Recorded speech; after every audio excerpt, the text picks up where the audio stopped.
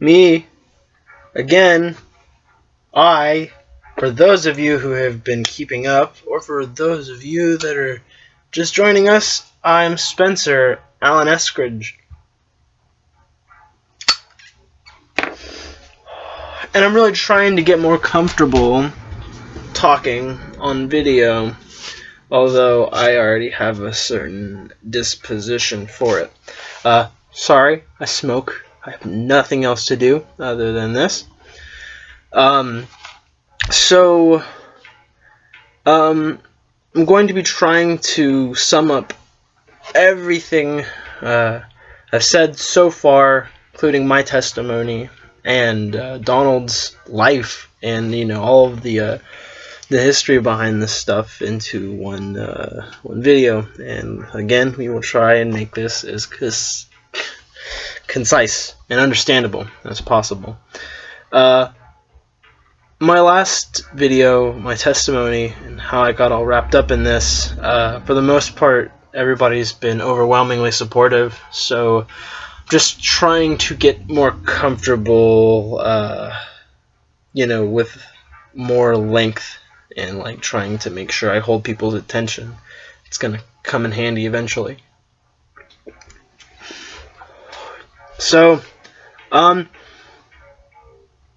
everything I'm going to tell you is pretty unbelievable.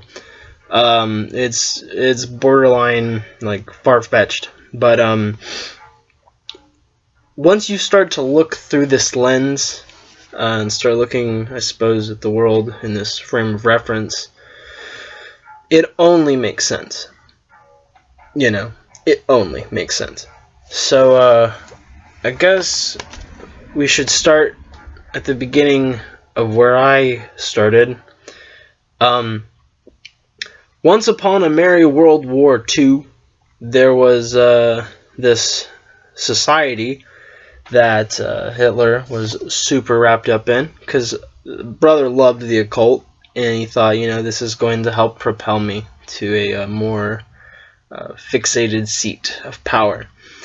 He firmly believed that, that the occult and things of that nature were very driving and would put him where he wanted to be. So there was this society called the Vrill Society, in which Maria Orsic, Zigrun, and some other woman whose name escapes me, they communicated and channeled these extraterrestrial beings. The funny thing about it is these women were not channeling extraterrestrials. They weren't talking to aliens. They were actually communicating verbally with this race of underground, upright walking reptilians. They call themselves the Vrill, and the society was aptly named the Vrill Society. And the Vrill Society supposedly gave the Nazis immense amounts of technology, supposedly from old civilizations, flying craft, and the psychological macabre of like what human cloning is. It all really equates to. So you have these Vrill creatures, and they call themselves the Vrill, and that's because they can chat, they can talk. Supposedly these reptiles descended from the dinosaurs, and they lived underground when the air became unbreathable and all the other ones died out. It's not too far-fetched a concept. So we break it basically down into three types. There's 1, 2, and 3. 3 are the ones that really descended and went, I suppose, and developed underground. And they are where we get our concept of gray aliens, these tall, lanky, beady-eyed, small-mouthed, white, gray-skinned creatures. And so they're referenced in just about every culture, every continent. They talk about them.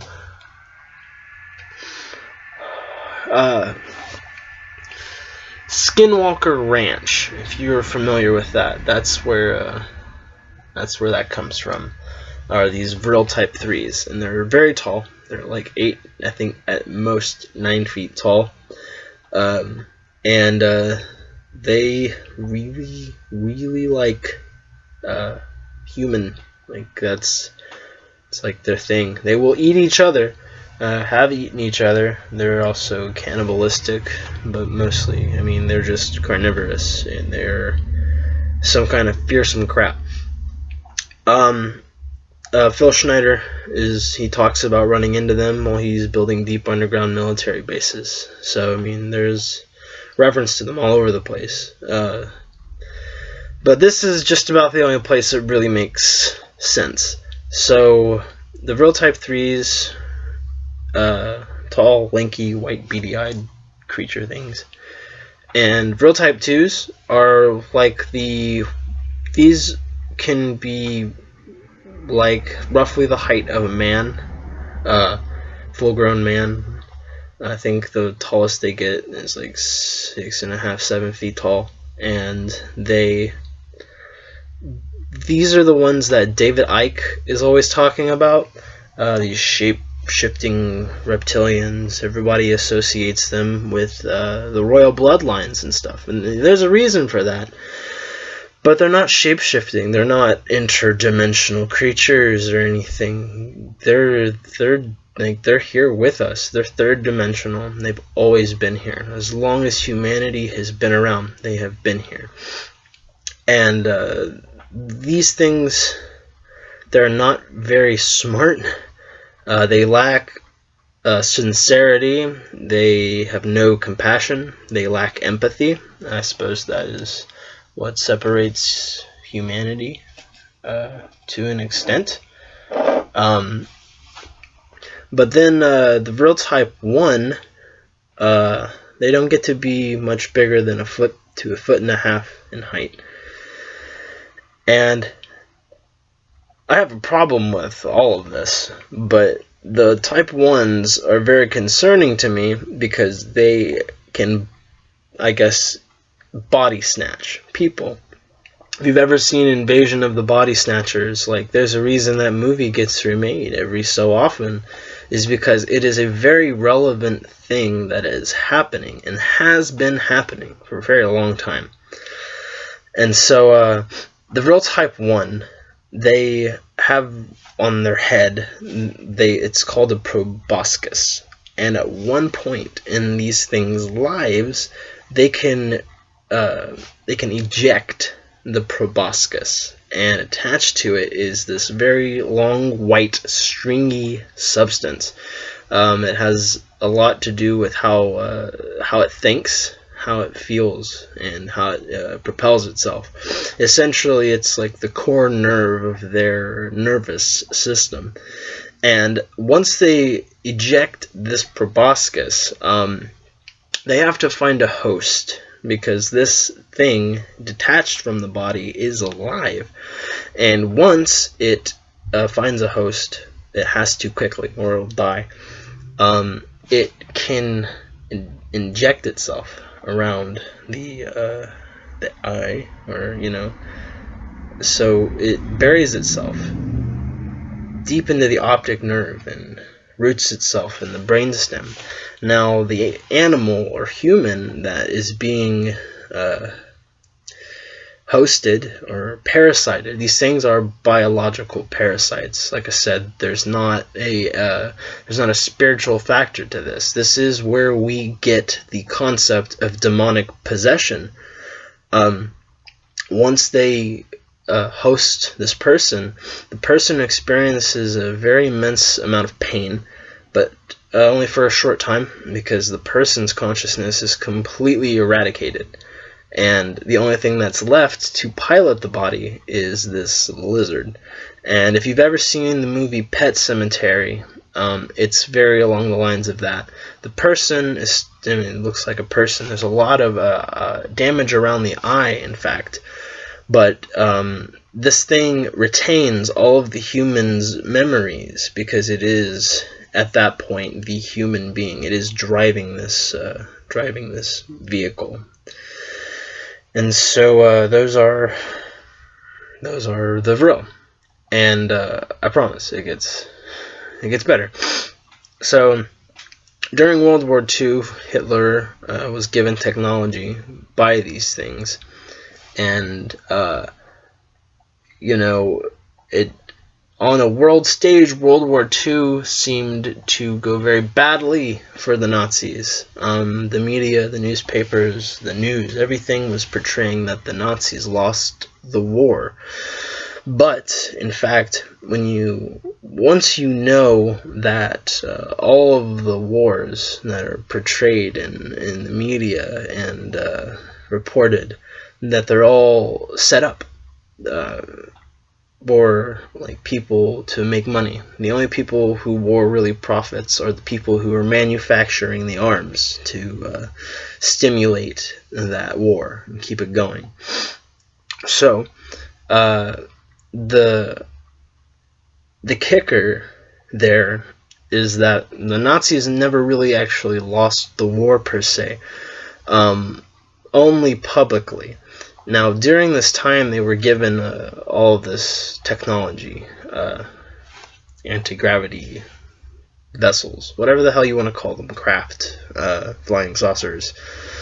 And they were given an immense amount of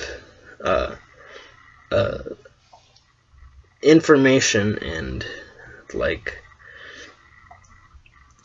essentially, they were given the process of human cloning because, you've got these very wealthy and powerful people at the time funding the wars and, in positions of political power.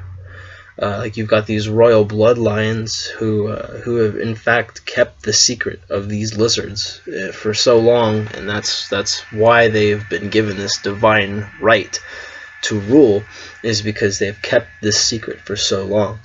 And so you've got all these people with immense amount of wealth and power, and they didn't want to lose it.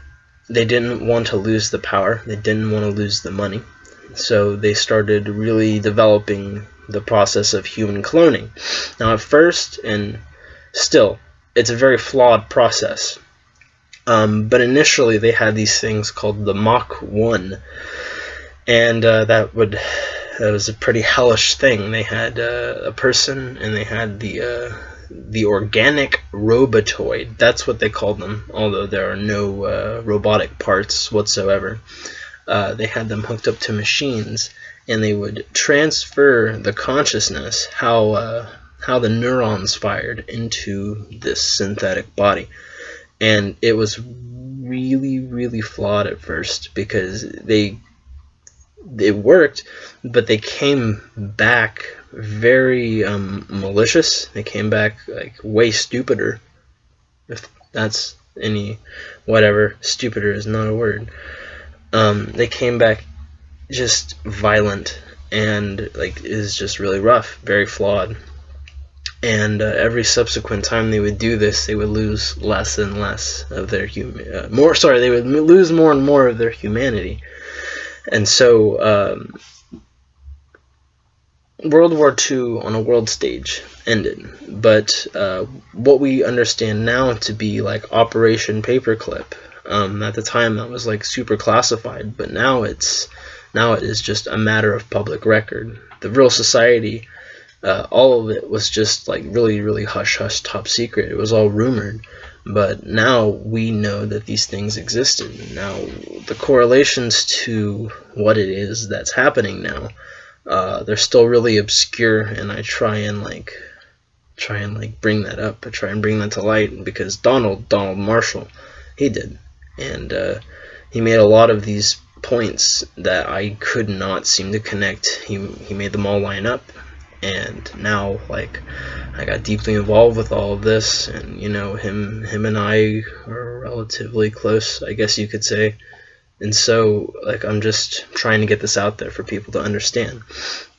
So, human cloning is basically the basis of everything that I'm going to be talking about. I just wanted to give a couple minutes of backstory in regards to that.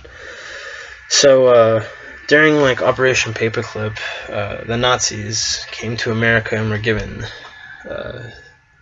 like I guess sanctuary basically, and the American government said, "Hey, teach us all that stuff you were doing." So we developed the rocket program, and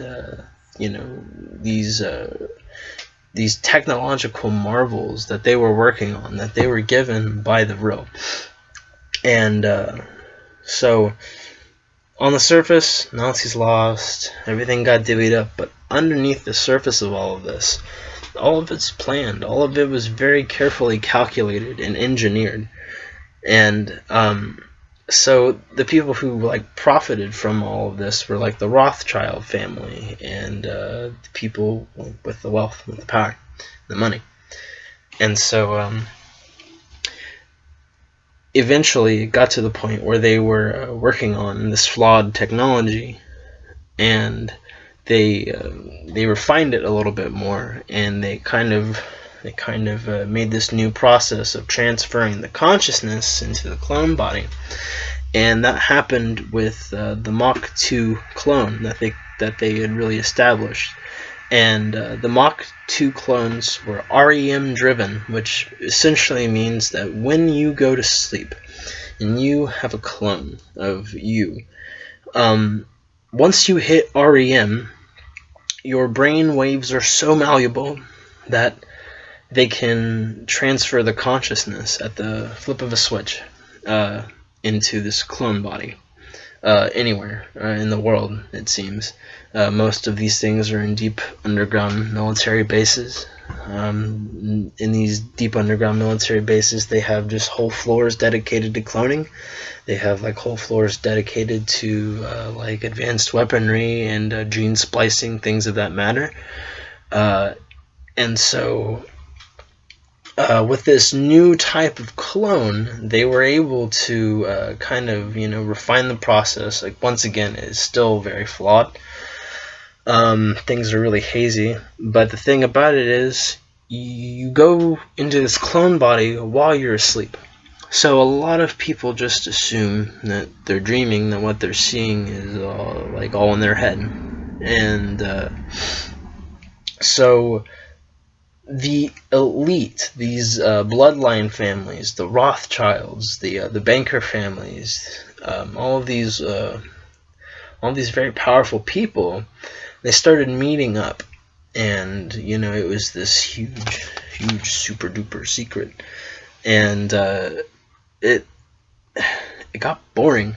What do you do when you have an economic hold on the planet? If you decide to wake up one morning and crash the economy of China or the United States, and you're like, well, I could do this today, maybe next week I'll do something else with all what it is. It got really, really boring, really fast.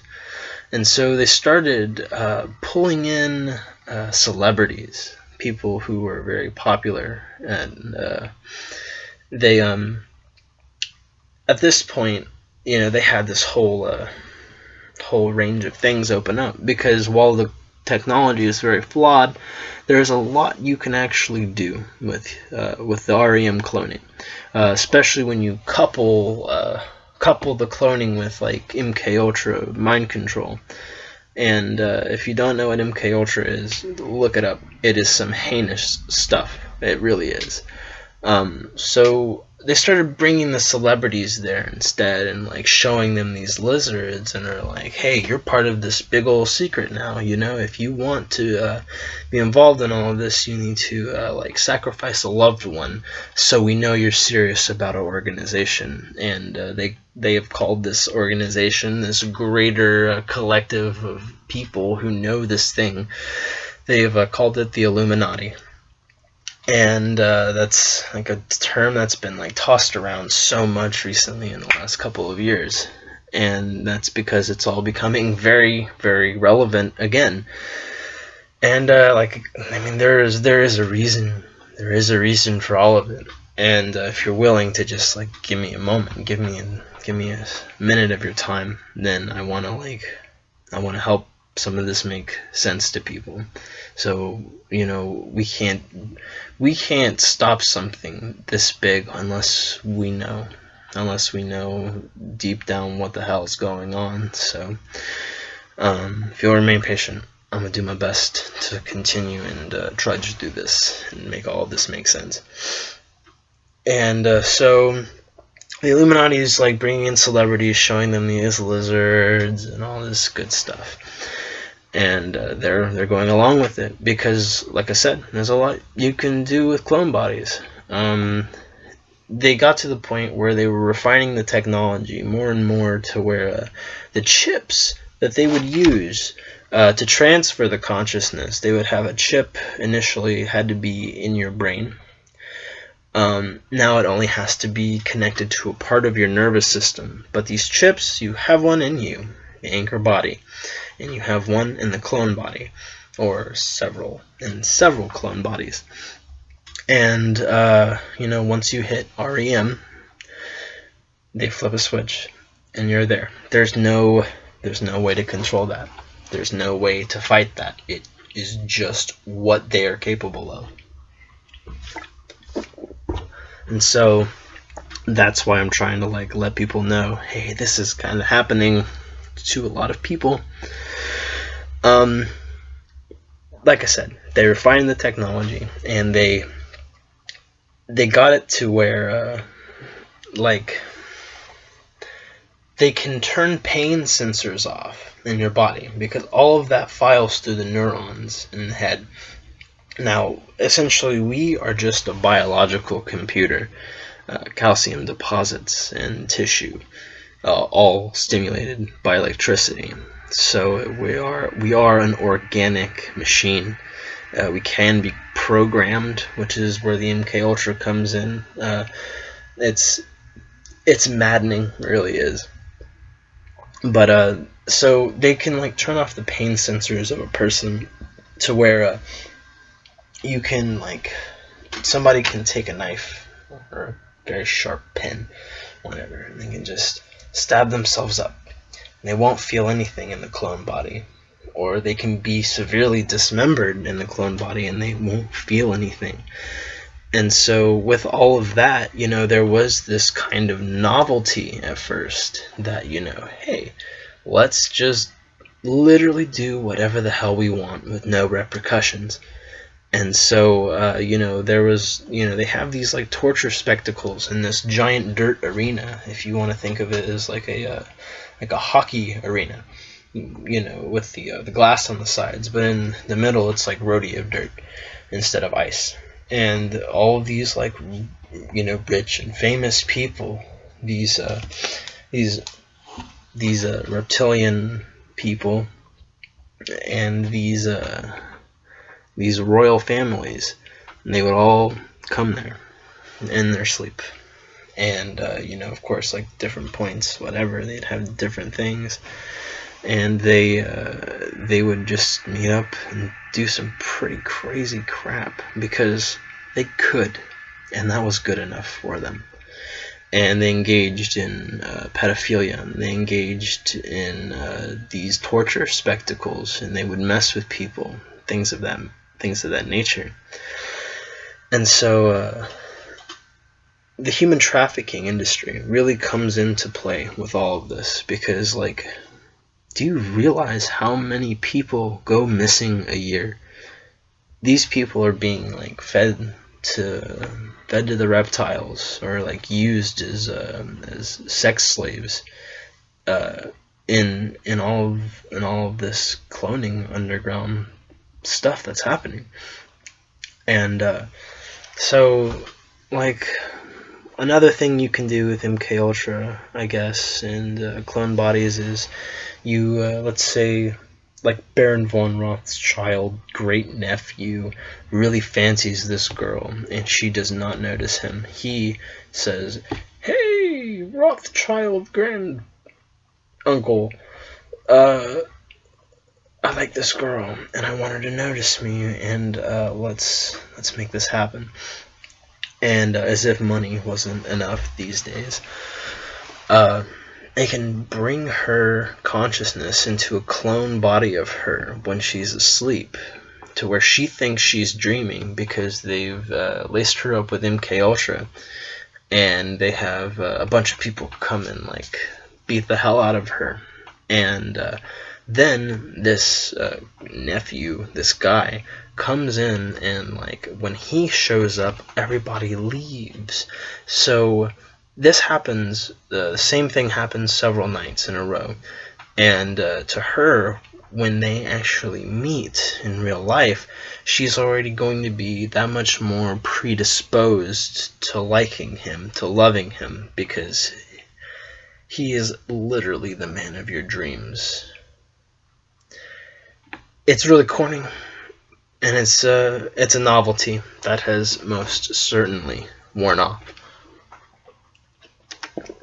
And thing about it is, everybody is pretty scared at this point, because everybody has gotten so deeply ingrained into all of this that they're finding out, like, okay, there's more to it than just these lizards.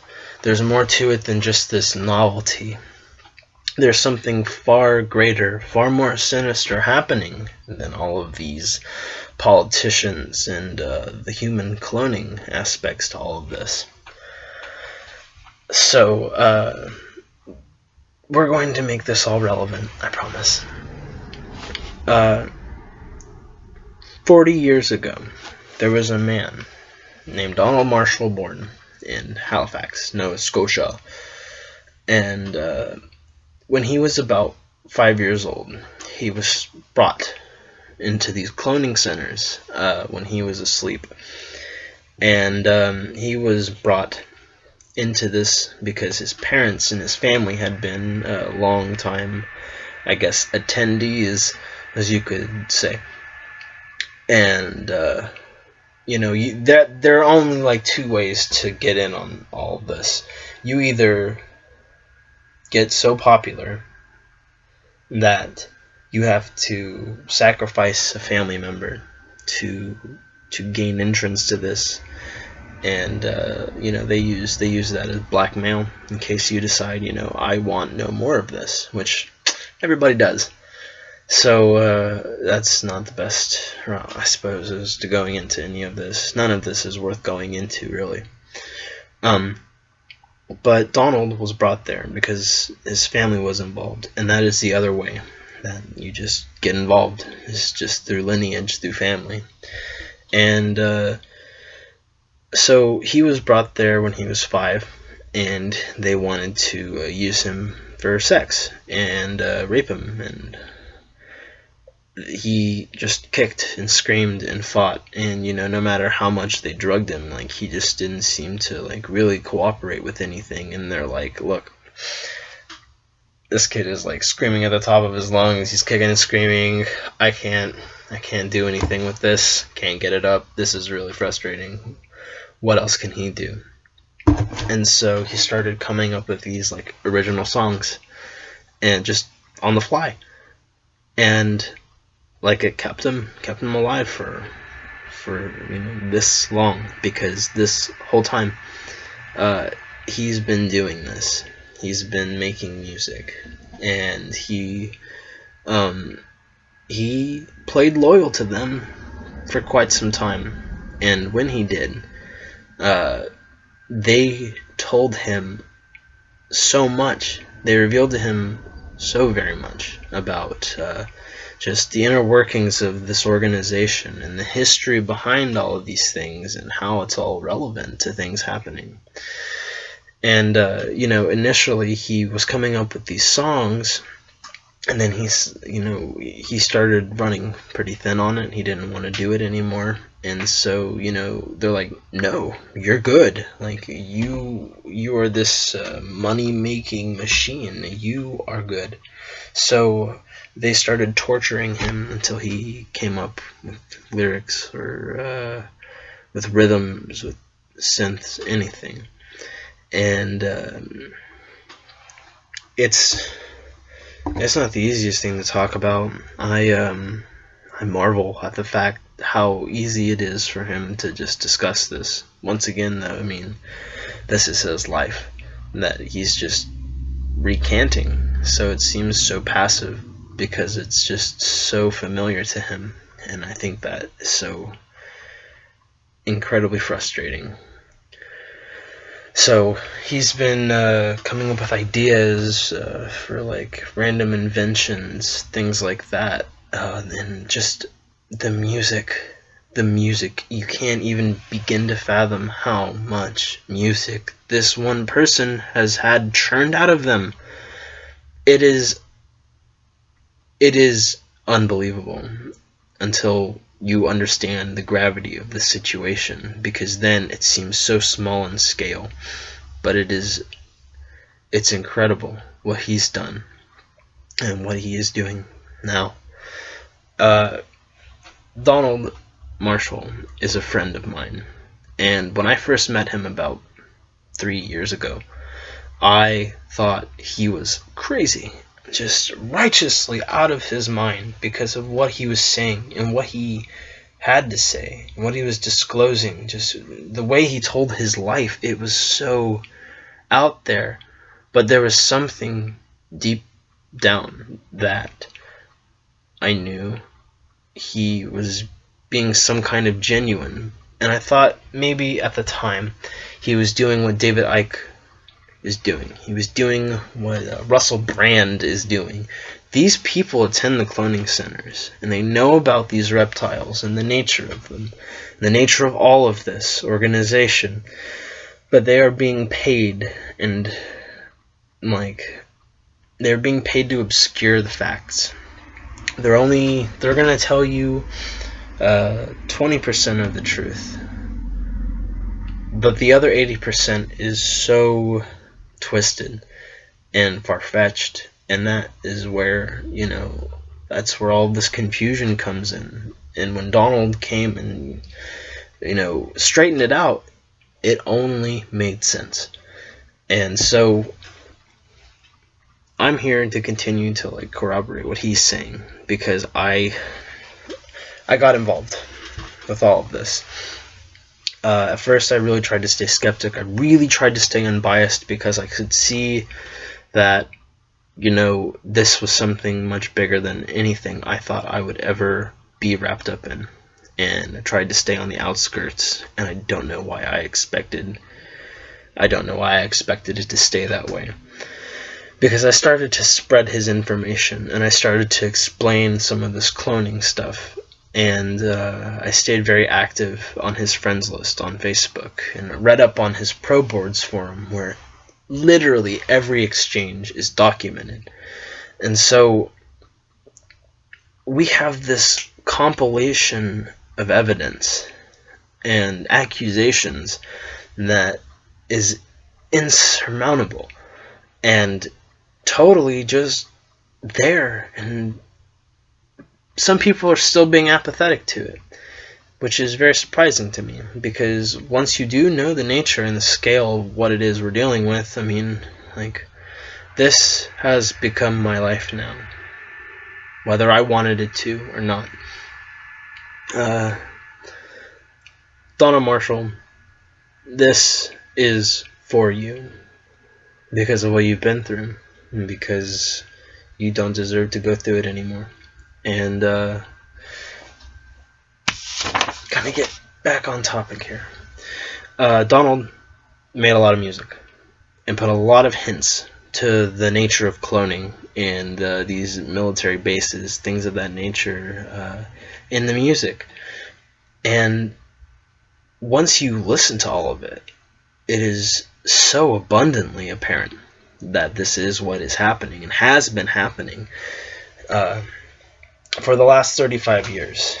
And for that last 35 years, all the music that's come out, that's been anywhere near culture shaping and relevant and popular, whether we want to acknowledge it or not, has been him. He was just seen as this golden child, this money-making thing. And so as of lately, in the last, I would say, probably 35 years, there have been increasingly more references by artists and things of that nature to this, to these cloning centers, and to these lizards, and the going to sleep and waking up in a clone body.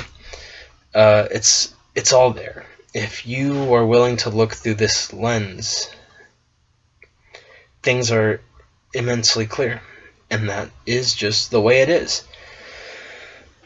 So Donald did all this for so long, and he always, like, towards the end of it, he was always saying, you know, I'm going to tell everyone about this.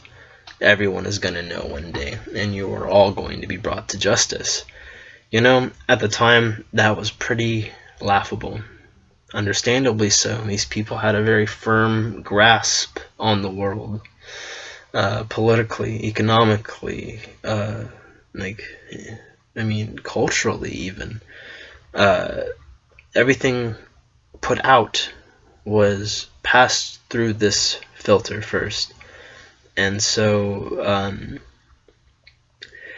the reason, like, celebrities and politicians don't want to talk about this kind of thing is because they are afraid of being put to death, or having an electric current be put on their clone body, and it giving them an aneurysm in their anchor body, which is what they did to Tila Tequila.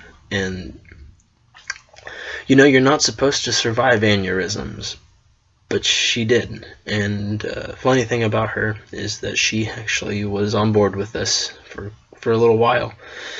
And there was a point in time where she started talking about the pedophilia and the cloning centers, and like the Queen of England even, you know. And they told her, like, you can't be talking about this. And apparently her and Donald go way back. And that's the funny thing, because we actually have documented these conversations between them. And, you know, all of it is public. Everything was out in the open for everybody to see. And, you know, that was a long time ago. But we have this crazy thing called copy paste. So we have everything still. Everything Donald has said, everything new he says, every exchange on the Facebook page and in this forum, it's there for people to see. And I'm just trying to kind of like usher people that way, you know, by making these videos here. It's like, hey, it's all there for you. Every time. There's nothing that is left to interpretation, because that's just it. Like, he gave us everything, and they when he came out with all of this several years ago, they told him, like, no one is going to believe you. No one's going to believe what you're saying because of just the scale of everything that you're talking about. You're not going to be able to put it cohesively enough for people to understand, let alone make YouTube videos about. But here we are, understanding it and asking questions. And, like, I think that's the most important thing we can do, is try and, like, get familiar with this content. So, yeah, I'm going to keep putting out videos. Yeah, I'm going to keep trying to, like, make this cohesive. I've got people who I go to cloning centers with, and, like, we remember things together. So we're going to, like, start kind of correlating together, and, like, putting some other corroborations together. But, so, Donald Marshall, making all this music, making all these influential things, he wants to end it. He thinks these people are crazy. Probably because these people are crazy. And, like, cowards. Just cowards. Because, I mean, these lizards are stupid. And, like, droning. This hosting process has got to stop. And, like, that's just the end-all be-all of it. Everything that they're doing has got to stop. The human trafficking, pedophilia, everything. Gotta stop. So, to them, in the last probably 20-something years, they've, like, really taken to him, because he's done all of this stuff. and it's like almost inhuman, his capacity to just do what he does. And that's the thing, he doesn't want to do it anymore, and that's why he came out with all this information, is because he does not want to suffer what he does anymore. Like I said, it's only understandable. These people are monsters, and these monsters are monsters. But they're like, well, we could just kill him. That's like a question a lot of people ask, like, well, why isn't he dead? For coming out with all of this. And that's because a lot of the religious higher-ups, they think of him as this like prophesized new age savior person, and like he abhors that, just the thought of that, totally hates it. Yeah, I get it. They say that Nostradamus actually prophesied and was, he saw him in all of this, and they're like, if we kill him, bad things will happen to us. And it's funny, these people who are so inhuman, actually have a conscience about something they're still afraid of. And so, like, they really held him in a high regard, and it's just frustrating, because during all of this, like, he's still being tortured and things like that, coming out with this music just by pure force. And so when he started talking about it, it became more and more frequent, and became harsher. But then like, they're thinking, damn it, like, we're all afraid anyway, like, nobody is really about doing this anymore. And so they thought, we can use this to our advantage. And so when he was being brought there, they would tell him, okay, continue disclosing what you're disclosing, but say this instead. Do what we're doing with David Icke, and say only a little bit about what's actually happening here. And we can make you into this new age savior. We will propel you and make this happen. And then Donald comes to us and says, look, this is what they want me to say, and I'm not going to do it, because that's not what this is about. This isn't about the money. This isn't about any of this fame. It's about, like, giving humanity the chance that they deserve. And I mean, that's just it. That's what we deserve, is a chance out under the thumb of these people that have been holding us down for such a long time. And so they're like, hey, say this instead. He says to us, I'm not going to say this instead. And so they get really pissed off, because everybody's played to their agenda simply out of fear. But Donald is not about that, as I've come to know him. And he really stays vigilant. And at first, like, we really were not getting anywhere. We were getting, like, no traction. But, like, the more and more, like, the information got out there, people would call him, like, a phony. People would say he's, like, hoax, whatever. But, like, there's just this rigid consistency of, like, you cannot make this stuff up. They would have us thought of as crackpots, but that's just it. We're not. We're in denial. La la la la. We're not crazy. I mean, this is really happening. So like I said, I didn't believe him at first. Thought he was being, like, screwed over like other people. But then when he really started saying, look, they want to paint me up to be this person, and I don't want that, I really started to find validity in what he was saying. And I like I said, I really tried to stay unbiased. I really tried to stay like that, out of the box. I tried to look at it objectively and, keep everything in perspective. And then Donald met Amun-Ra, or Amun-Re, and the birds. So, like I said, it doesn't just stop at the lizards. Supposedly, what seeded life, human life, on this planet were these bipedal, bird-headed creatures. And maybe at one point they were alive. But with this is where the cloning technology actually comes from, are these creatures. And so Amun-Re and his gaggle of feather-headed friends, we know them as Horus, we know them as Thoth. They seeded us, our species. They say from combining the DNA of simians and swine, which is why we are hairy in some spots, but very flesh-like in others. And, our anatomy is that, basically, of a chimp and a pig. And it's funny. They say the people at these cloning centers, like, they eat people and stuff. Like, they don't care what it's doing to their body. They don't care. These clones are disposable. You can just make new ones. When they have eaten people, which, the Queen of England does. She eats babies. Like, her favorite meal is, like, baby wrapped in gold foil and, like, roasted. It's really sick and twisted stuff. I try and, like, keep a sense of humor about this, or else I would have lost my mind a long time ago. Back to the birds. All of this technology comes from them. Oh god, I'm sorry. Original point. People taste like pigs. People taste like ham. Sorry. Now we're gonna get back to the birds.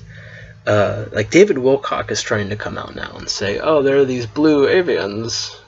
These blue avian creatures. They're coming back to Earth. And, they created our species and they're gonna help us. Once again, horseshit. He is totally down with them, with their agenda, and he's being paid to say certain things to mislead people. Fun fact, the birds are not coming back.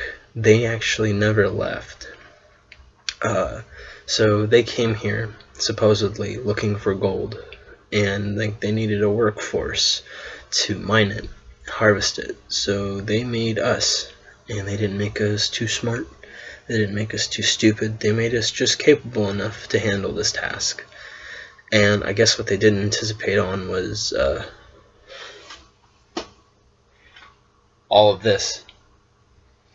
Everything that's come after that. And they have really tried to reel in the expansion, I suppose, of the human mind over the procession of the last several thousand years. And, I suppose this is where things really get interesting, because in college, when I was going to college, I was a part of this metaphysical group. It wasn't an official group on campus, but, we were the founders of it. And while we were meeting in secret, we did this thing. We would channel these beings. But some people were just, I suppose, role-playing in their own sense, but others of us were actually having these very vindictive experiences, myself being one of them. There was this one entity, I guess I thought it was at the time, that kept coming to me and making its presence known. And I had this really weird feeling about it, especially because I couldn't get its actual name from it. And eventually, probably 2 years later, after I dropped out of school and moved to Virginia, when I was getting involved in Luciferianism and the Freemasons, it essentially told me it was Lucifer, and I was like, that's too much. So I shut it out, and I really tried to push it away and just completely eradicate that from my mind. And it seemed to kind of fade into the background. But it turns out I figured out this last year that Horus, this ancient Egyptian god of the sun, is what we refer to as Lucifer. So the birds have this like intense hold on the psyche of humanity as a whole. And the really twisted thing was, it wasn't this entity. It was this like undead alien techno god thing that I was talking to, and that was communicating with me. And that's the thing about it, is it's not like totally uncommon either. Like, there's nothing about any of this that makes me feel unique or special or anything of that sort. I'm just trying to like further progress this matter so we can get a handle on it. But so like this has actually all been going on for me for much longer than I thought. As it turns out, I didn't join the Freemasons, and as it turns out, I didn't stay Luciferian for very long, because it was all really hitting close to home for me. And like at the time when I was speaking to Lucifer, told me like, I want you to sing in my choir. I want you to like be an influence on the world. And I'm like, well, who wouldn't? And so like I saw my ego getting caught up in all of that, and I'm like, man, that's just not my style, actually. And so like I said, pushed it out. And yeah, that's how that kind of started becoming relevant to me. I started drawing all these similarities, and like I realized like, oh man, I tried to stay unbiased. Turns out I have been playing the wrong game this whole time, because I have been caught up in this for quite some time. And like at this point, I had started like remembering being put into like group scenarios in clone bodies, simply because I was being very active on Donald's page, and like they wanted to see like how I guess like reacted to certain things. Jokes on them, though. I had been practicing lucid dreaming for a really long time. And so I actually have all this for reference. Like, I had been writing out my dreams for like the longest time. Like all of this, like this whole journal here, just all of these things, all of it, front and back.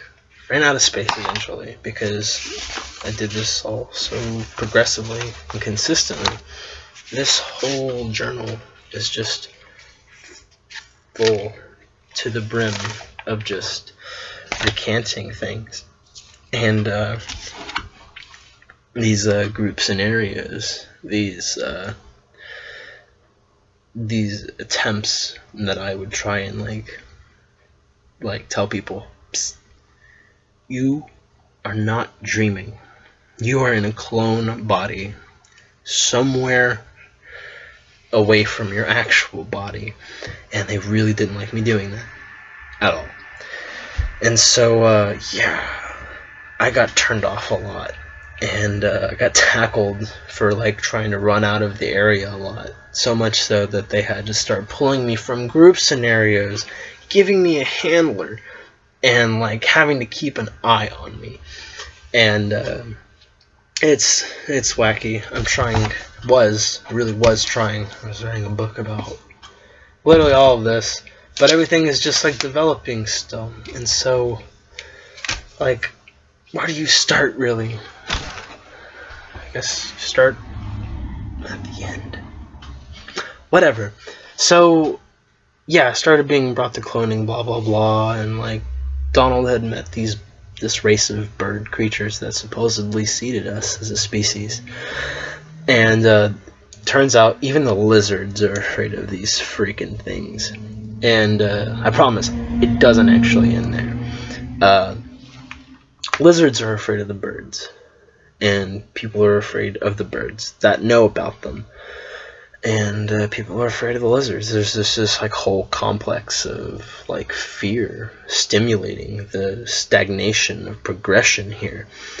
And it's it's ridiculous. Like, I started like really catching on and getting to know Donald, and like when I started like spreading this information and being brought into the cloning centers and like writing it all down, being so terribly surprised that I was remembering things.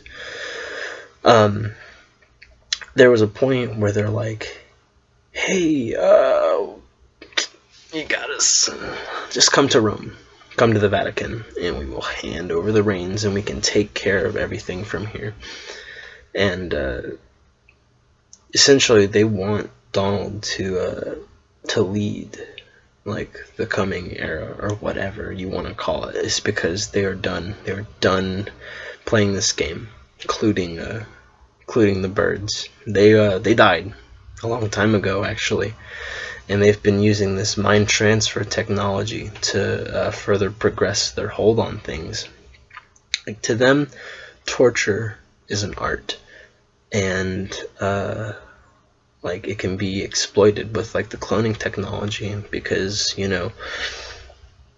that's all Donald's life has really been, is make music for us, or we'll torture you, or we'll torture you some more until, like, something comes out of it.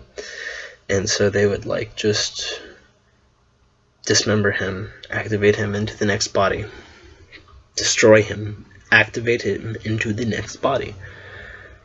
And that's just how it's been for like the last 35 years of his life.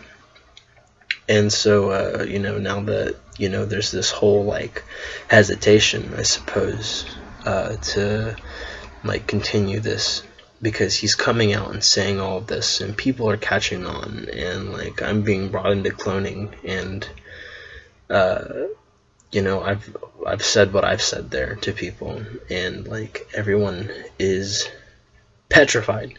It's ridiculous.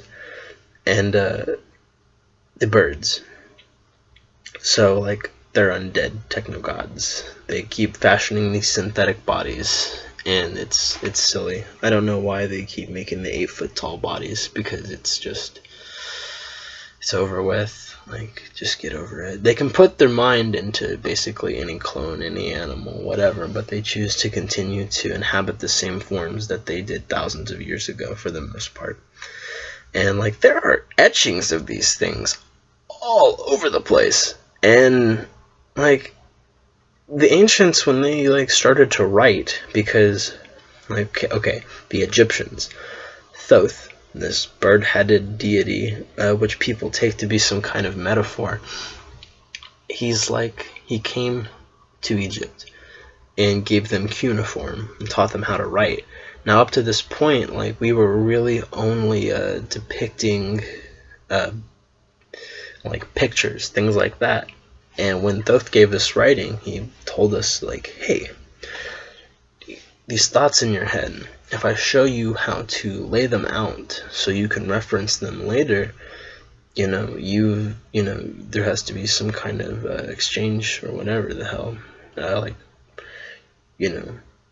Knowledge just doesn't come free, except this. But even then again, like, this still takes time. So there is an investment on somebody's behalf always. Yeah, like, the bird is the word. The bird-headed god gave us cuneiform and taught us to write our thoughts out. And go figure, like, we were only drawing pictures of what we saw at the time. And wouldn't you know it, the first things we wrote about were these things, these bird-headed deities. And they're like teaching us how to do this. It's like Thoth gave us writing. Jesus, yeah, like, there wasn't like a metaphor aspect to it. They depicted what they saw, like, verbatim, like what they were told, what they saw. And the moment we were able to write about it instead of just draw it, you bet your ass we really, really did say, like, hey, there are these things, and like, we came from them, and like, there were things before them, even still. And it's a mess, because all of it is like referenceable. There's nothing I'm telling you that you can't actually look up now. And it's not like a matter of like conspiracy. Like most of what I'm telling you is like public knowledge at this point.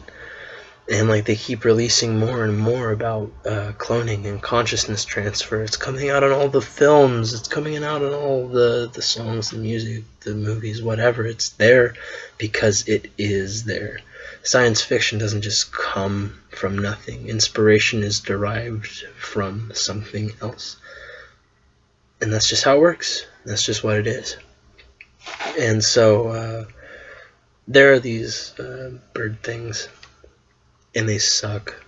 They are not quite as stupid as the lizards, but they still lack very, very essential empathy and capacity for compassion. It's really sad, if you want to even call it that. So, like, Donald meets these birds, and they're like, why will you not cooperate with what it is we're trying to do here? And he's like, because what you have been doing here and what you want me to do is going to stagnate the species, so why on earth would I continue to do that when all I want to do is stop this? And that's just it, you know? All they want to do is actually have this kind of chain effect collapse. It's, I don't know, it gets interesting. I'm sorry for ranting, I'm sorry for raving, but I'm really trying to like make this understandable still. So I've had history with these bird things, and like there's all this like primary group testing and stuff that I like definitely remembered enough to write down. And then something happened when Donald Marshall was living in Miami. I'm not going to go too much into it, but him and I, we got that much closer. And so after that, like, not only did he take notice, but they also took notice and started really pulling me into individual scenarios and like trying to like test my composition, things of that nature. They would pair me up with celebrities, and they would just see how I reacted to certain stimulation. Some of it was sexual, some of it was fear-based, some of it was like, let's see how fast you can think on your feet. And they would like drug me the hell up with MK Ultra and all these like mind-distorting drugs. Sometimes it was like just LSD, or sometimes it was most times it was MK Ultra. And everything seemed really, really fuzzy, but when I would wake up, I would remember everything still.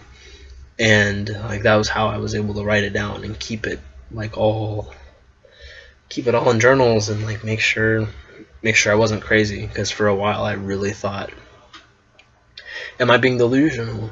Am I losing it? Turns out there's that same level of consistency that Donald's talking about, and it was happening with me too. So I had to like eventually come to this like line in the sand that I had drew for myself, and I was like, okay, well, do you cross this? Do you cross this line of bias because you have become emotionally involved in this situation now? I had like a relationship with somebody, with a celebrity at cloning, and I'll just give you a hint, I guess. Whatever. I don't even know if we can really hint shit anymore. It's not even worth that. They used Taylor Swift to, I guess, influence me to like see what my moral composition was. And like over several nights, she and I were like put in these like scenarios together, and like there was somebody always like monitoring, like, damn it, like he really does care for this person. Yes, he actually really is. He really is understanding what's happening to him, and like he knows that she is using him to get closer to Donald. so that in the end of all of this, she's not going to get into so much trouble. And like everything was staged. All of our interactions, supposedly, even her coming to me and telling me one night that I think there was one night that I was not drugged at all. And I remember like waking up, sitting up on the slab, and everything was just like crystal clear. And like she was there, and she had this technician like there as well. And she's like, "Okay, come on, let's go." I'm like, "What the hell's going on?" She's like, "Well, I've always told you that, I was always afraid that you wouldn't remember any of like our interactions when you woke up." And like I had assured her like several times, like, "Look, I am writing all of this down. I am keeping all of this in journals. Like this is something I definitely understand consciously, even though sometimes I think I am a little crazy." She's like, "Well, I didn't have them drug you this time." And like there was this like one particular night that we like just fucked off in the like most miscellaneous corner of this cloning facility, and like she just like broke down in my lap crying and was just like telling me all this stuff. She felt like terribly guilty about having been involved with all this and like torturing Donald for music because she did. And that's just it. Like she was trying to like get closer to me. It was closer to him, so like she when all this stuff collapsed, she wouldn't like be as buried under the rubble, if we're going for this collapsing metaphor, so to speak. And I don't know, that was just one person. There are other people, but like she's been like a really rigid, consistent factor in all of this for me. And like what her and I went through like lasted over like several months, and like still really screws with me to this day. I am almost positive the song Wildest Dreams, which just recently came out, is actually about what it is that we went through. Because there's this whole BS about like me and her trying to like just like I can't be with this person because we are on two opposite sides of the coin here. But like she supposedly like pulled back a couple layers of her onion and like said she showed me the real her. And like I couldn't help but show the real me. I was on a lot of drugs that like really like brought out the core of who I was. And so like there's no like hiding that or anything. Like that's just like peeling away at the layers of your mind until only like the core of who you are is left. And she told me that like, look, she told me at one point, yes, everything up to this point has been to get closer to Donald and to use you in a sense to help soften the blow. I'm like, well, shit, I could have told you that. She's like, but there's something about you.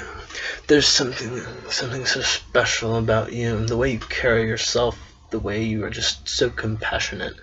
And I'm just like, oh my god, you're stroking my ego, and that is not an okay thing, because I really don't like my ego stroked too much. And so, like, yeah, I fed into it a little bit, and like really thought, we may have had something. But I really had always tried to remain like those extra 3 steps back and keep things into perspective, and like didn't tell anybody about what the hell was going on with me at the time. I told my friend Matt, which when I told him, he was very understanding. He's like, dude, I don't think you're crazy. Like I explained all of this up to this point in like vivid graphic detail, and he's like, you're not crazy. Like, you're just coming to me with a problem. Like, that's how I see this. This is like an emotional issue you're having with all of this. I'm like, well, yeah. I don't want to acknowledge the validity of my like involvement at that point. I really didn't think I was valued that much to like be emotionally and mentally dissected to like test my composition or moral whatever.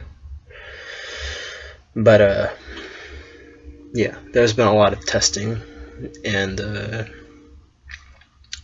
essentially like things with her and I ended, and like there have been times where I remember seeing her and cloning within the last couple of months that like we don't say anything about it. Like just the whole of the circumstance was like it was enough as it was, and uh, yeah, I know it sounds crazy. Believe me, I really thought I was for a long time, but like she's not the only person. Like there are tons of other people that like have like jumped on this bandwagon of like seeing what I'm made of, and like there's all these like different agendas in play with people like monitoring me and stuff, and it's just become exhausting, honestly.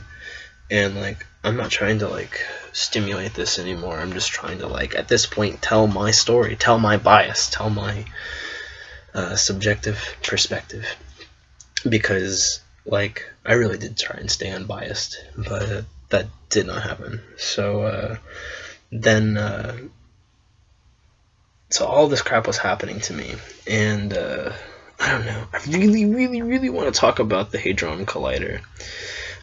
So yeah, I'm breaking off to talk about this because this is like a really, really important thing to me, at least. I keep up with the Large Hadron Collider in Geneva, Switzerland, and this thing is like responsible for like a lot more than we think it is. Turns out they can actually reset days with the Hadron Collider. From the moment that they slam protons, there's like this mark in the fabric of time that is kind of like etched. And like when they collide protons again, they can like bring us back to that point in time.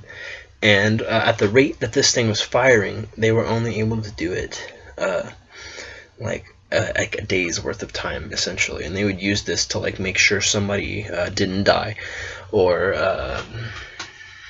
like I don't know. They used it for a bunch of shit. And so, like, at the point in time that they were using all of this in the beginning, like, they were just using it to reset a day or so. And since they've, like, ramped it up that much more and, like, got it activated again, I'm pretty sure that they're, like, repeating weeks or a month at a time.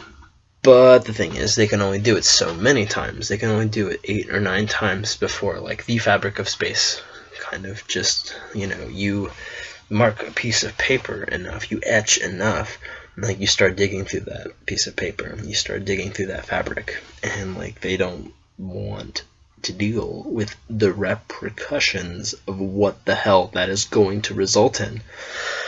Understandable. You're only dealing with extraterrestrial entities, parasitic lizards, and like pedophilia and human trafficking. God forbid you should rip a hole in the fabric of space and time. Nothing interesting up to this point. And so, like, yeah, that's kind of what I wanted to say. Well, Collider's a mess. A lot of people think they are experiencing deja vu. That's kind of where like this whole phenomenon comes into play nowadays. It used to be something completely different before we had the Collider or anything.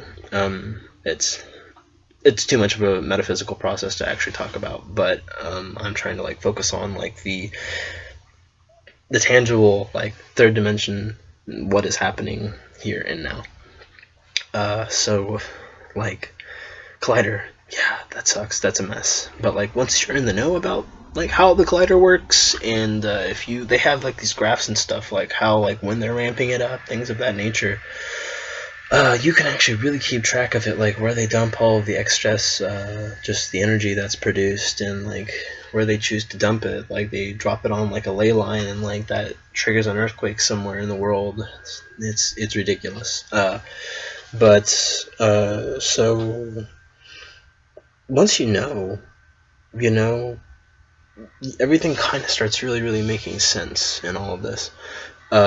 This organization. Now that there is more than just Donald up to speed, there are several people now, myself included, that are talking about this actively and getting people involved proactively. And as far as I can tell, though, I'm probably the only one that remembers as much as I do and is not a complete asshole about it. So, yeah, I don't know. I'm not gonna drop any names there. Everybody knows that you suck. So, like, yeah, there are other people on board with us that are going to the cloning centers and that do attend, but they are serving other agendas, and they know they are. I'm sorry. It's a very sensitive topic with me. I really can't stand these kinds of people, but yeah, they do a lot proactively, but they're only doing so to like cover their ass, and like they're not being honest enough with everybody, because like Donald's come to us and said, hey, this person is there, this person is doing this, this person is down with them, and it's frustrating. So like this organization as a whole is like, for lack of a better word, fucking pissed that like everybody's like cohesively starting to understand all of this content, all of this whatever. And so they're really trying to like derail at points this movement that we have going, because it's like a train. They would use the collider for this. They used it when Donald wrote his original letter to the public. Like, he had to rewrite it like 7 or 8 times, and it is long. They used the collider for that, and then they realized, like, shit, we can't keep doing this. And so, that's why I wanted to explain the collider, is simply because, I mean, it's being used and utilized a lot. And, like, I can tell when we're redoing days. It is weird. Like, I will wake up, and, like, as soon as my feet hit the floor, I'm just like, shit. Everything is, like, entirely too reminiscent of something that's already happened. And then I'll get on Facebook or something, and, like, Donald and other people who, like, can recognize, like, when we are redoing a day, they're like, well, that's because we've done this day twice. I'm like, wow, you don't say. I could have told you that. Like I said, most people just think it's deja vu, but it's something actually far more sinister. And Donald keeps like working his way up this like hierarchy because of his disobedience to their agenda. Like, more and more people, like, when I say it doesn't just stop at the birds, it doesn't just stop at them. Like, they are some fearsome, hideous kinds of things. And they are not Nephilim. Nephilim are something completely different, which is in and of itself a complete mess. The Nephilim and the birds, they don't necessarily get along or anything, but yeah, no, something else entirely. I think, like, I don't know. I'm still not comfortable saying everything. Like, I'm pretty sure I was brought to cloning as a child, and things happen, whatever. But there's something about, like, a Nephilim child, and I still don't know. I still don't feel, like, totally secure in and of my own mind to actually, like, declare something as a fact. Because over time, I've been repressed pretty heavily. And, it sucks because there was a point in time where I was so fluent in remembering everything that happened. But now it's like, when I do go to sleep, if I do not write stuff down as soon as I wake up in the morning, it's gone immediately. But, like, there are people that I talk to that will be like, hey, were you at a wedding this morning? I'm like, oh shit, was that like super, super early this morning? Like around 4 or 5? And they're like, yeah, it was. I'm like, I got there like really late, but yeah, I remember it. I remember the chapel. I remember it being let out and things of that nature. I'm like, I can't remember us. I don't remember seeing you or anything, but like, that's too coincidental that you remember something that I thought I dreamed about. And so, like, there's been, there's been like a dinner party that I've had like a couple of people talk to me about that I was there at. Sorry, I'm getting like really boring. I'm trying to actually really stay like consistent. We are almost done, I swear to God. So we keep running into all these like hurdles, all these people that have shit to say, matters of importance to convince us in, to follow this agenda. So like we keep climbing up this ladder, and we keep climbing up to the pyramid, and I think we found the top for now. But Gilgamesh, Donald met Gilgamesh, and yeah, this is where it kind of like plateaus here, because this sucks. They suck. These extraterrestrials, there's nothing here on Earth trying to help us. We gotta stop trying to tell ourselves that. There is nothing here now from somewhere else that is trying to benefit humanity. I promise. I've been around these things now. I've dealt personally with them. I know somebody else who has. And it's not okay. All this new age stuff about all these like extra dimensional extraterrestrials that are like trying to channel themselves into people and things of that matter. There is no real substance to it. There is a neurological like repression happening here, and we are being misled into this new age mindset. There is substance to be had, but we are cutting the fabric the wrong way. We're not treating this information as it should be. We are really blowing it out of proportion and romanticizing the validity of the substance that is actually there. And so Gilgamesh is this huge thing. Once again, undead, alien consciousness in a synthetic body. He is huge.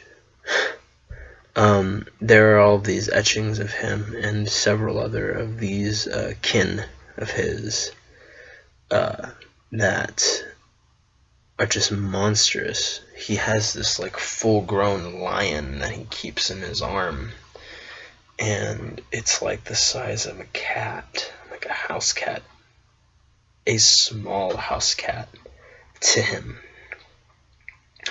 Once again, these synthetic bodies that they fashion are only that, synthetic. The consciousness is transmutable enough to put into any vessel, into a machine, into a regular-sized person, into a bird, into a rabbit. It doesn't matter.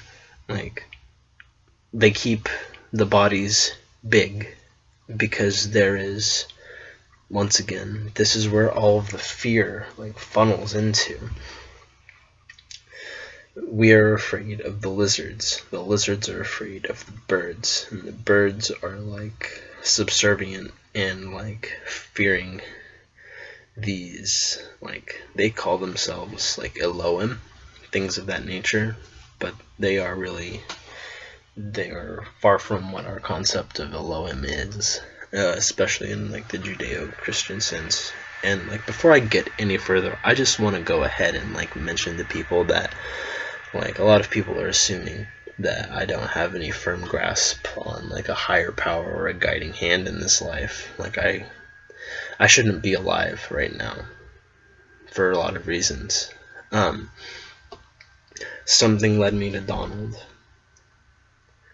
I'm not gonna say it's God one way or the other, because if we're thinking about God, if we're thinking about a creator, then we know what created us, and it is not loving, it is not compassionate. But there is something bigger than the birds. There's something bigger than Gilgamesh. There's something like driving behind all life and consciousness. The fact that consciousness exists, I think, has something to do with this higher guiding whatever. I don't know what to call it. I don't know if I would necessarily call it God, but it is all encompassing, that's for sure. It's the substance behind fractals. It's what gives mass mass. It's what makes matter matter. And it's what makes any of this matter. But Gilgamesh is, I suppose, the top of the pyramid. And in the more recent months, I have gotten a what is called a Mach 3 Theta clone. There are 4 kinds of clones. Mach 1's obsolete. Mach 2 REM, which is what the majority of the world is using. Mach 3's, they're theta driven. For those of you who are unfamiliar with brainwave patterns, brainwave frequencies, there is alpha, beta, there's beta, alpha, theta, delta, delta 2, and then you cross the threshold into REM sleep, where everything is completely transmutable. And then on top of all of that, there's gamma. There's a gamma frequency that the brain does not naturally produce. It can be produced consciously, but there's a process to it. That's not what this is about, though. So the theta frequency, this technology is more advanced than the REM-driven clones, and they're used not like as sparingly, it seems. Like, let's say you have somebody watching television, watching a movie, zoning out to music. Now, at that point, like, their mind zones out into theta. It slows down so it can process this like larger bunch of sensual stimulation. And so they have like a person has a chip or something, or there are subliminal messages in and of the footage or the music or something. In theta, the subconscious begins to starts to come into the picture, and the subconscious looks at the bigger picture of things and incorporates all the smaller subliminal things without even the person being conscious of it. So they used this brainwave frequency to further progress the technology and like make new kinds of clones. These, I think, have been around for at least like 20 years, something like that. And so theta clones, I know I at least have one, and I know that because you can, especially if you know how the brain works, you can induce theta through a series of meditation. You can use binaural beats and force your brainwave frequencies to acclimate to that specific frequency and that wavelength. And so instead of just like letting things happen to me and let like my subconscious sponge up the stimulation that the world is trying to like put into me, I've really tried to take a more proactive approach with my theta clone. Yeah, they can lace it up with MK Ultra, things of that nature, but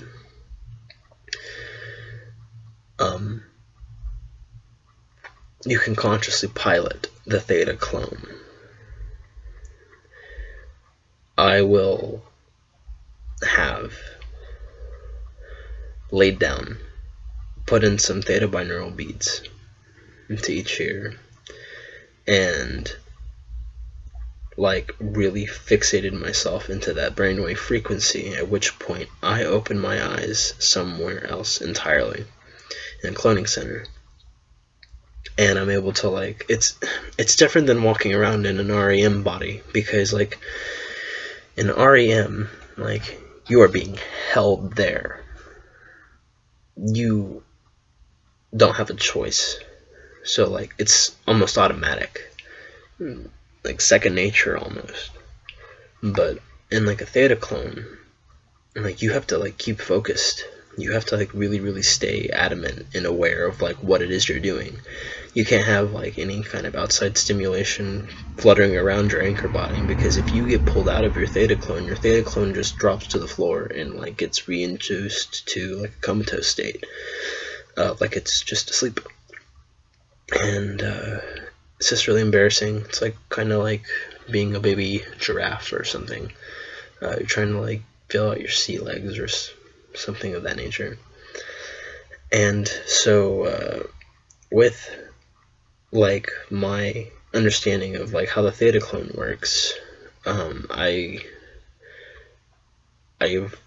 there's been a point in time where I remember like sitting up in a theta clone, and like there was like several world leaders there. I don't even know if it's like worth dropping names, because they were never important to me. Like what I wanted, what I was after was like the bird. What I wanted to do was talk to people everyone was afraid of, because not everyone's afraid of them. And like I just remember like sitting up, and these people were just like nagging at me, just like, why won't you people cooperate with what we're trying to do? And like everybody's like talking over each other. I'm just like, shut the hell up. Where is Ra? Where's the bird? Like, he doesn't just not observe these kinds of things. I want to talk to him. And he was in the back of the room, in the door frame, just listening. Everybody stepped aside, and there he was. And then turns out that's actually not like the first time I've seen him or anything, so I wasn't like completely repulsed by the appearance, even though I am nauseated at the thought of what the hell this thing is.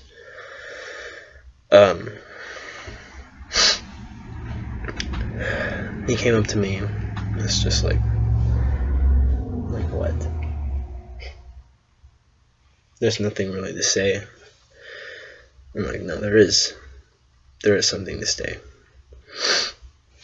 Essentially, kind of just give him the rundown. Like, you set up the game board knowing that this had to end at some point. What's the point of continuing to dragging this out any longer than you need to? And so, like I didn't even give him a chance to speak. I think he was more so shocked that I wasn't like immediately petrified by the sight of it. And that's because like I've had it described to me, and like I've seen glimpses of it. I mean, I know what it looks like. I'm not completely thrown off. And so like all these other like humans, all of these politicians and stuff, they were just kind of all dumbfounded that I was like spitting some fire at this bird. And I basically told it, like, it doesn't matter what you do, it doesn't matter how you want this to collapse, like, it's going to have to fall, and there's nothing you can do to like make it fall in the right direction, because you can't engineer something like that. You can try, but you're just going to be disappointed, because the debris cloud is going to be too encompassing, and they don't have an umbrella. They have nothing. When everybody knows about this, people are going to be more than furious. I'm pretty sure we're going to have to come up with a new word for it, because it goes beyond anything that humanity's ever dealt with before like this. We've dealt with this for a long time, but not in the condition or the state that we are now. And so, like, I know this video has gone on too long, but I'm trying to just like put all of this feasibly together for people. People watch like hour-and-a-half, 2-hour movies, and they take nothing from it, really. If you have the patience to have sat through this as you have, thank you. We have to do something about this, and I can't be the only one with Donald like completely standing up to these things. Because just the other night, I drank some tea, and I like put myself in theta again, and like that whole hour leading up to that, I set the intention, like, I'm going to talk to Gilgamesh, I'm going to do this, I'm going going to talk to him, going to let him know what's up. And it was probably like 3 or 4 in the morning. And I opened my eyes in the dirt of this arena. And they had like removed a bunch of seats to like accommodate this thing's mass. And there were so many people in the stands. But I didn't really care about any of that. I just knew that they were there. I remember like talking about them to him. And then he stood up and like walked over to me. Didn't take much. And like what I really, really wanted was to like provoke him enough to destroy the body, the theta body, because I don't like being remotely influenced. And I know they do that through the theta clones. So I was trying to kind of just like stir him up to where you would like maybe crush the body, something like that, to where it can't be used anymore. I'm fine with that. I don't have to go into theta. I don't have to go do this thing every so often with these people. In fact, I'd rather it not be that way. So he kind of just like pushed me around the ring a little with his foot. And I just remember like yelling up at him, telling him that not everyone's afraid of you, because inside you're hollow. That's all you're ever gonna be.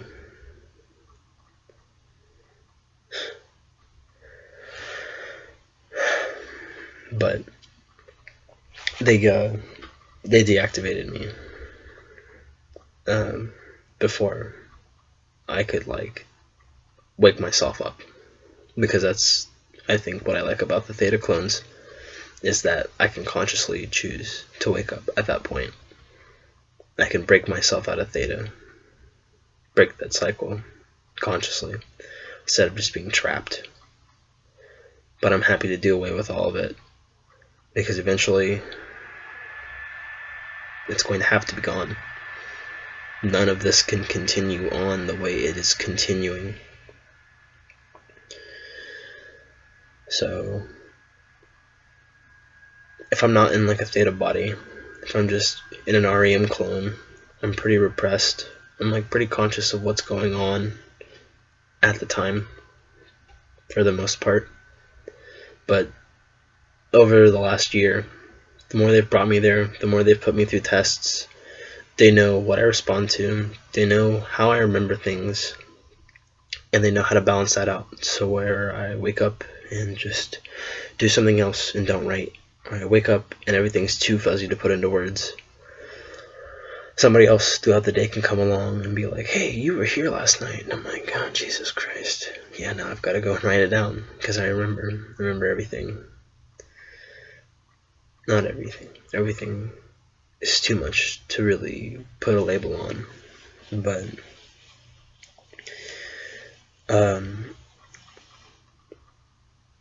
they just don't understand why we cannot let this happen their way. It's like everything up to this point has been their way.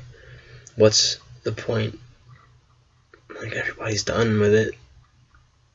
The ETs are done.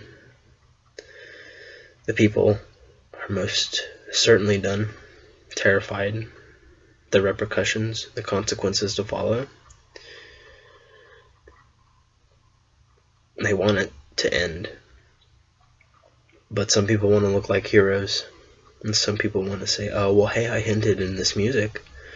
Or like a film director can say, hey, you know, I put all of this content into my films. But that's just it. They knew the whole time.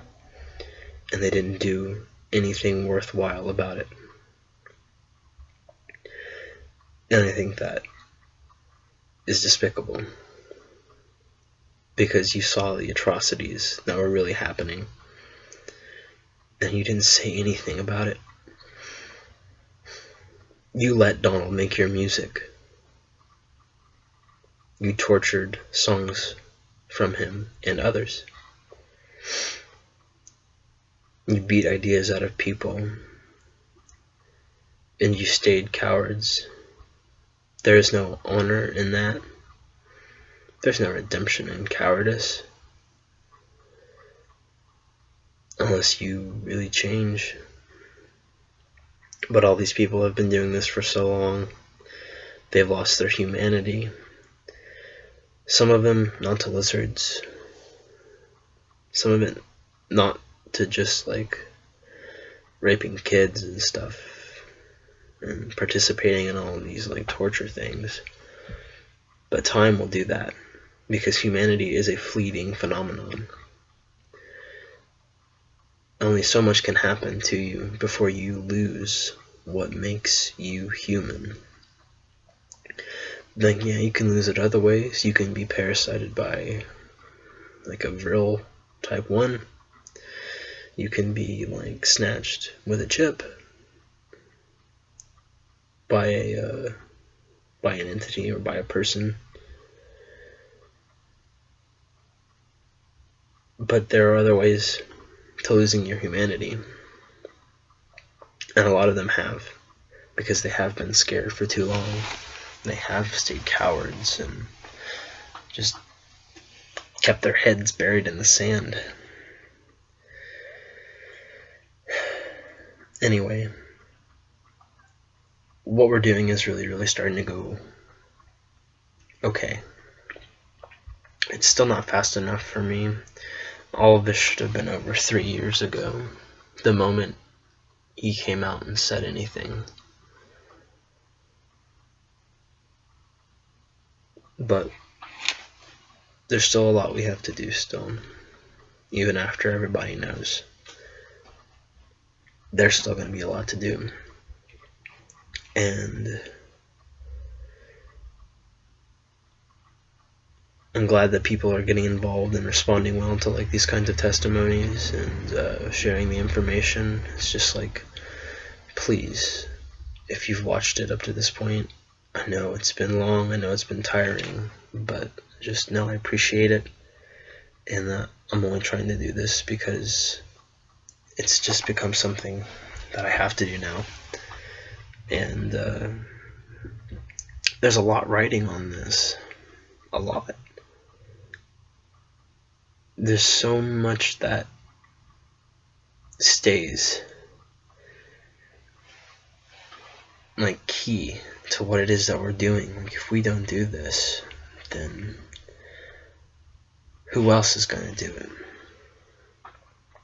The only reason I'm really able to sit here for like almost 2 hours is because like I am kind of just a product of circumstance. I was lucid dreaming really well, and I got wrapped up into all of this about the right time.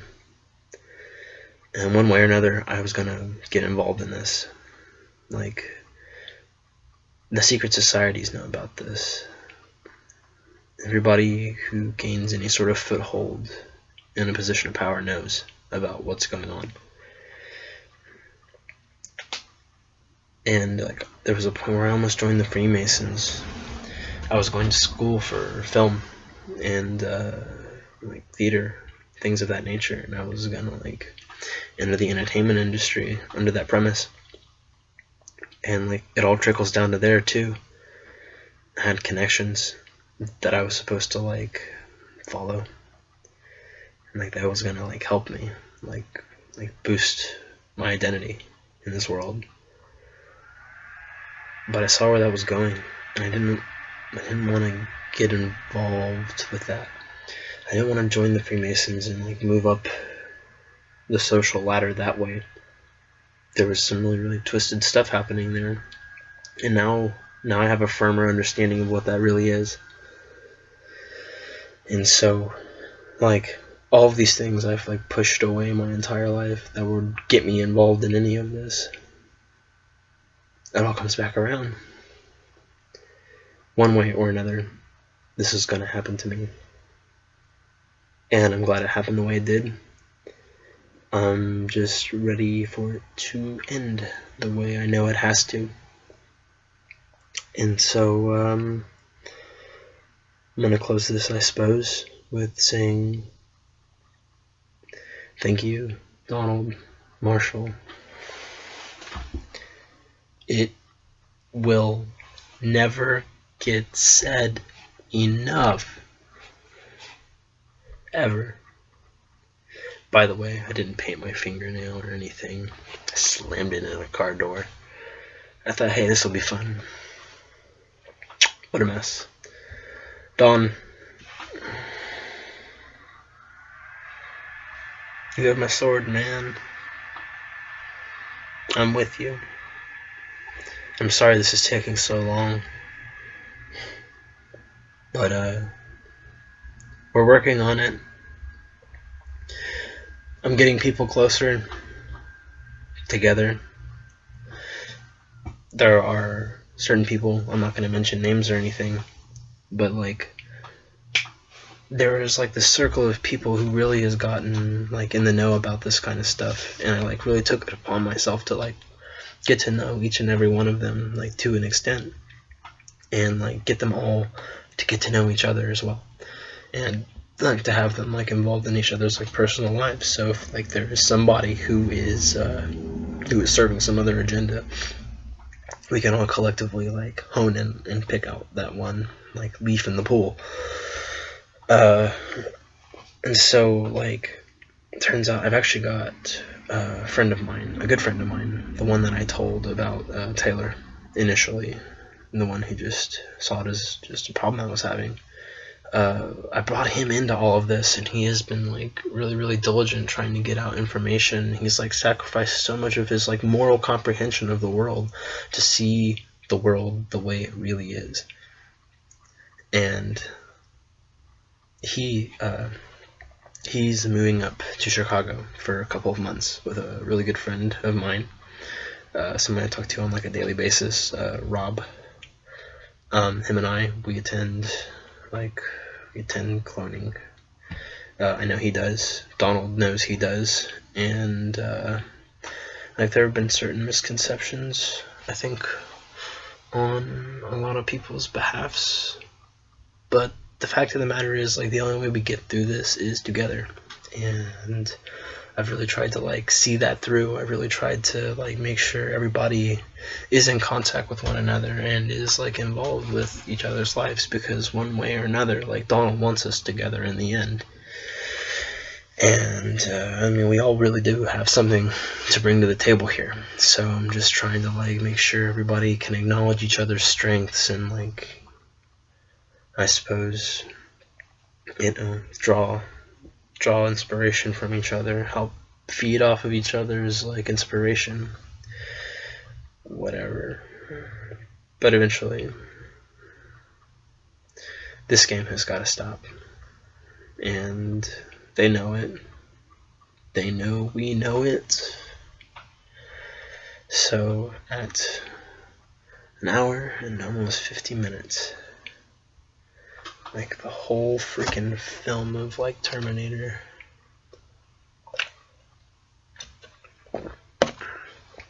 I close by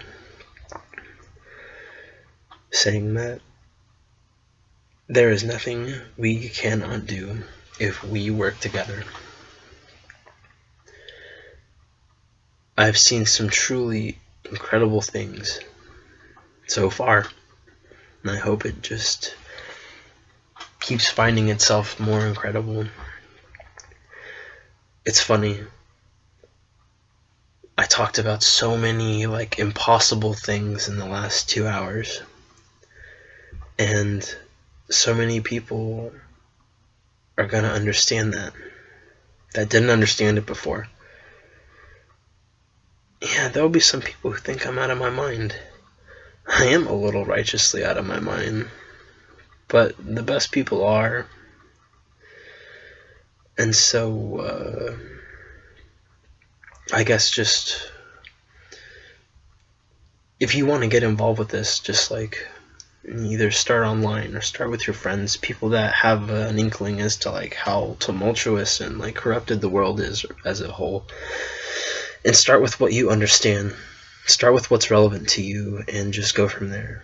and like encourage people to continue to research this, because the only way that this happens is if everyone is on the same page. So everything that I told you is basically what there is to really know. I mean, I really didn't go too much into Donald's story because like I could go on for days about that.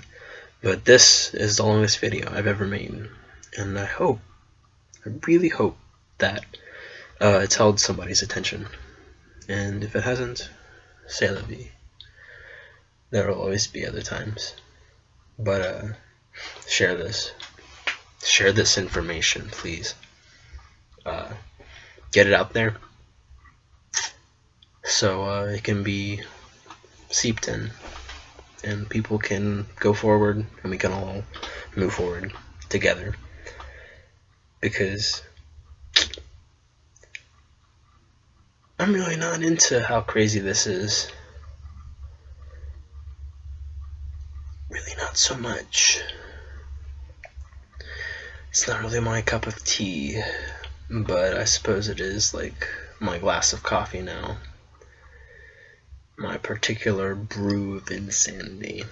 Okay, no more cup metaphors. I'm ending this video. Donald, thank you.